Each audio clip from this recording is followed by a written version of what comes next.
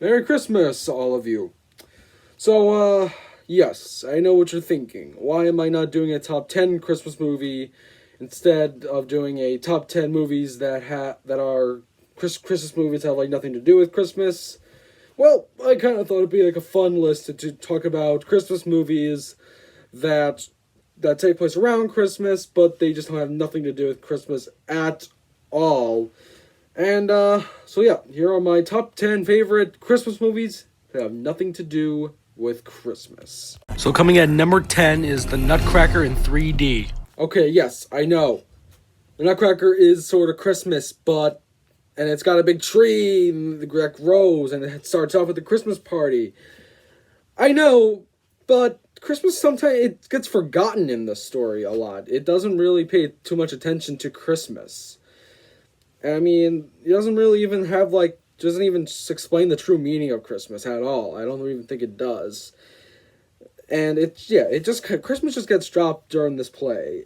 But anyway, I just had to put this movie on here. The number 10 as, the guilty pleasure. I love this film. If The Room is Citizen Kane of bad movies, then The Nutcracker in 3D is It's a Wonderful Life of bad movies. That's how it is. It's just it's got bad acting, bad visual effects, bad songs, but it's all great. I love it. It's just, and this new one by Disney, again, it's just crap. That one is just crap. It's not there wasn't a vision behind it. And then I love Joe Johnston, but he couldn't even save that film. Because this movie, Nutcracker in 3D had a vision behind it. The director, ANDERI, he made his vision come true. And I highly I respect that he was able to make his film come to life. So yeah, Nutcracker in 3D, number 10. I love it too much. So for number 9, 8, and 7 is mostly all the comic book superhero movies that take place on Christmas, which is Batman Returns, Iron Man 3, well, of course it's Iron Man 3 because it's Shane Black. And number 7 is Shazam from last year.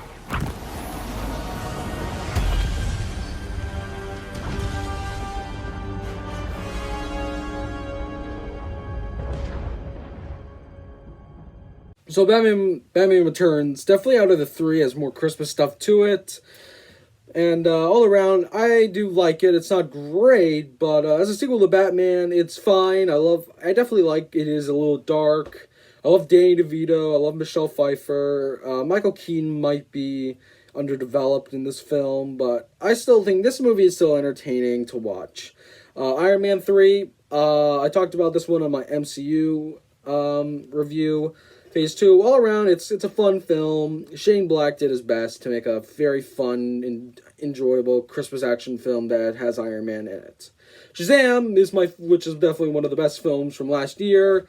It's definitely my favorite one out of the three. This is just a funny film. I love it. I love what the character of Billy Batson is, just a great character. And it definitely it does have a Christmas element of family to it. And, yep, I love Shazam. It's a fun movie. So, on to number 6. So coming in at number 6 is Terry Gilliam's science fiction film, Brazil.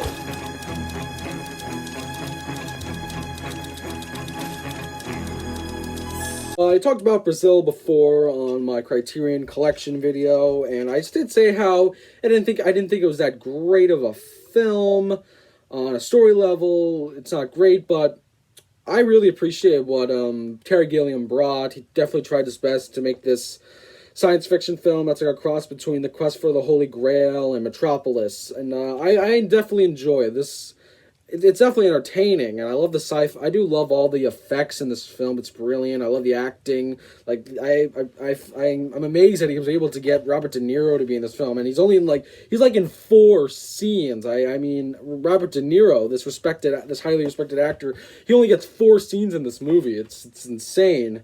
But all around, Brazil, good movie. Definitely has its issues, but it's still a very good movie. I appreciate what Terry Gilliam did.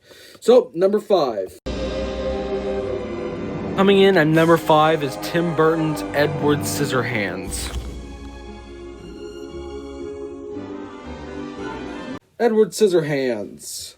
Now, this is a very good Tim Burton movie. This is definitely one of his best, up there with Batman, and I actually even like Miss Peregrine's Home for Peculiar Children. I actually did like that movie. And, so yeah, I love Edward Scissorhands. I definitely love just the story about Edward and this strange man just adapting into society, and how, and just kind of, and like how they accept him at first, and then everything goes bad, and, I really do love it, and I love all the acting, and I just love the bad guy who is the nerd from The Breakfast Club, I love how he goes from the nerd from The Breakfast Club to this, and 5 years later, he's like a jock in Edward Scissorhands. It's kind of funny, and yeah, I love Edward Scissorhands. It's definitely one of Tim Burton's best, and it's definitely a film I would like to watch, around Christmas, because it definitely has a Christmas mood at the end, and it was released during Christmas. So yeah, that's Edward Scissorhands. So number 4. So coming in at number 4 is Green Book. What do we do about the bones? We do this. Now, I know Green Book is kind of considered to be it's definitely going to go down in history as one of the worst Oscar wins, but it's definitely one of the best worst Oscar wins when you compare it to other films like Shakespeare in Love and Crash. Because when you look back at the movies that they beat, and yeah, Green Book did kind of beat a Netflix foreign film that people really thought it was going to win. I mean, everyone kind of thought that movie was going to win. I mean, it was winning it was winning the 3 major awards.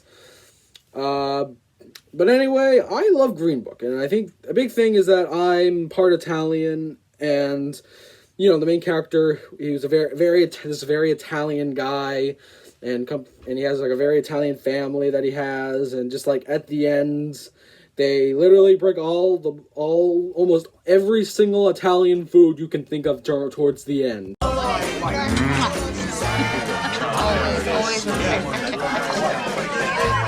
never kissed me like that at the table. All right, relax. Story. It's just this nice story about about an Italian man who doesn't have like respect for just the blacks, and he drives he just drives this black pianist who turns out to be gay. And I love their chemistry and relationship they have, even if they never really had a friendship to begin with in real life. But I think this movie would not be hated as much if it was just like, if it was not a true story. I think it would have been well received more and not that controversial. And I don't even consider Tony to be a white savior. It doesn't really change anything, because in The Help and Hidden Figures, like, stuff changes in that, but nothing really like changes like historically. He doesn't do anything that changes it. At the end, he just learns to have respect for the blacks, and that's really it. But anyway, I just love this movie. It's just a very feel-good movie. But, so yeah. So, this list is a very hard one. It was very hard to pick what was going to be 5 and what was going to be number 4. So as we get into the top 3, I think I should just bring up a couple of honorable mentions. Gremlins. It's not real. I liked it, but I didn't like it as much as the other films on this list. And, yeah, that's it. Little Women from 2019, last year.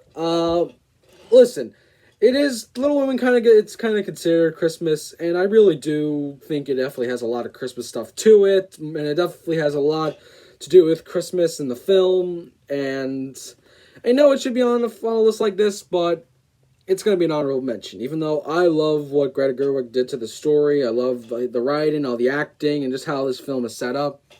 But yeah, Little Women was a great film anyway, but, so let's go on to number 3. So coming in at number 3 is the first Lethal Weapon movie.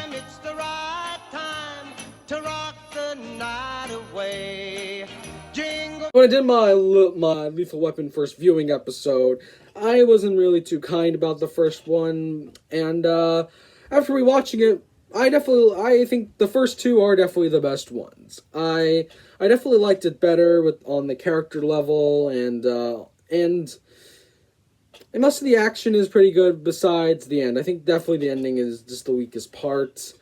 But I definitely love the chemistry between Riggs and Murtaugh, and I actually like Gary Busey. He's kind of a fun villain. He's meant to be like the henchman, and I love how it's more of like a whodunit mystery. It's more of that. And there's like less action in this one than the entire series.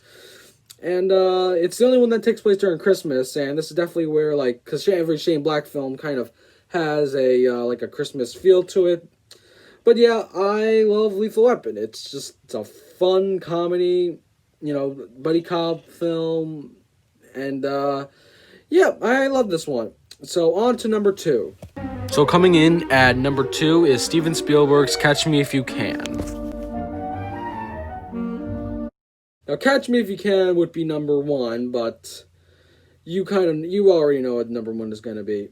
But anyway, Catch Me If You Can is definitely in my top 5 favorite movies. I love this movie. It's just this like rom-com, crime film, drama about Leonardo DiCaprio as this kid runs away and is a con artist. And I definitely love films about con artists.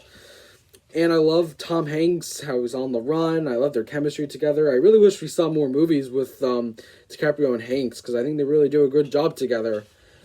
But yeah, Catch Me If You Can, very underappreciated movie. I love it, and I just love the story. It's definitely at times it feels like Spielberg is being a bit like Scorsese, but also this came out. I like to think 2002 was definitely like Leo's bar mitzvah year, and I'm not Jewish, but I'm just saying it as like it was kind of like the year where he felt like he became like a real actor.